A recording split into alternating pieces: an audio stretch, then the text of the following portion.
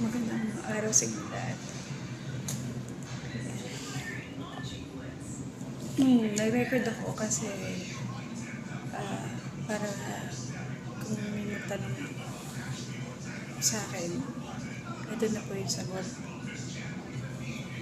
Try akong mag-live kanina, kaya lang minura ko kasi basta trip ko lang. Anyway, na-admit po ako, dapat po check up lang. Pa-ER lang, papacheck ko lang sana ng ECG kasi ilang araw ko na rin pong nararamdaman yung chest pain na to. Tapos, based nga sa mga nakukuha kong records ko sa sarili ko, sa heart rate ko, sa oxygen ko is bumabagsak and lumalagpas ng 150 plus.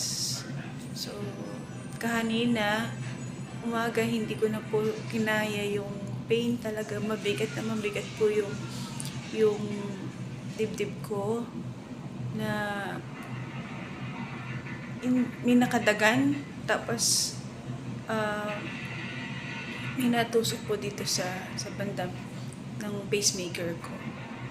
So, ngayon po, nandito na ako sa room ko. Ayan. Wala akong kasama kasi umuwi yung husband ko, kumuha ng gamit. So, ayan.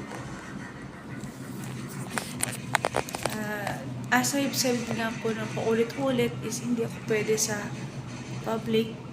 Tinatanggihan ako sa public. Then,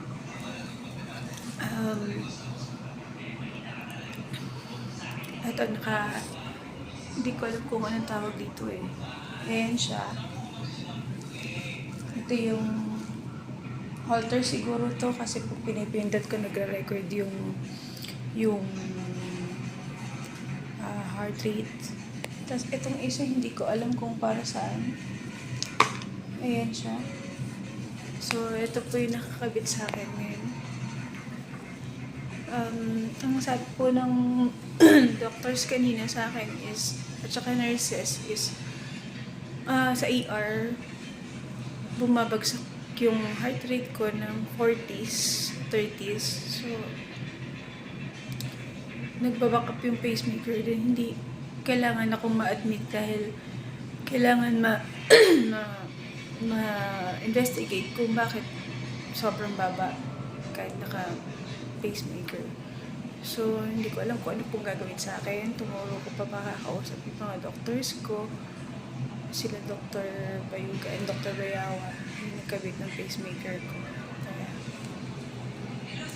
hindi ko alam kung nag-record lang din ako para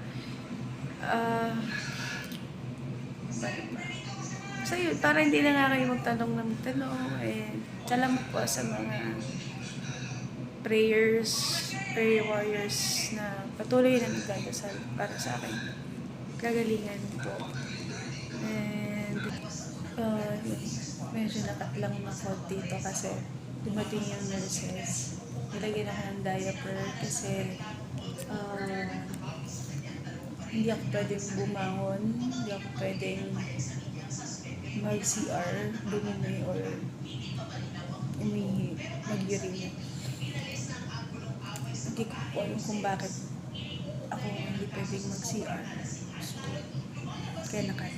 So anyway, yun po yung nangyari sa akin. Kaya ako nagpadala sa ER kasi ilang araw ko na rin itong nararamdaman yung pain ko. Tapos nare-record nga dun sa bahay. Nare-record ko na nag-170 plus ako.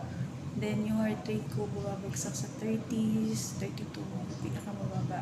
First time kong nag-32 while having pacemaker. Hindi ko pa nakakausap yung mga mismo cardiologist kung tomorrow pa siguro. Ayan, ayun pa lang po, nagpapasalamat na ako sa inyong lahat na nagdadasal para sa akin. And wala po itong filter, wala po may lagay na kahit anong makeup, wala. Just bare lang po ito. Siguro nagkaunting powder lang. So, wala po. Ayan. So, ayan. Pakita ko po sa inyo yung buhong. Ito po yung buhong ko.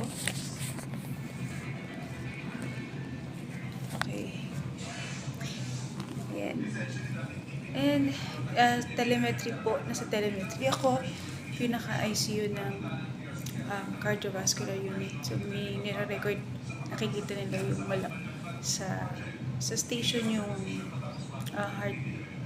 heart rhythm ko. Nagbago daw po kasi yung heart rhythm. And nakikita nila yung takbo ng heart ko every time nakikilos ako. May ginagawa ko dito. So, yun po.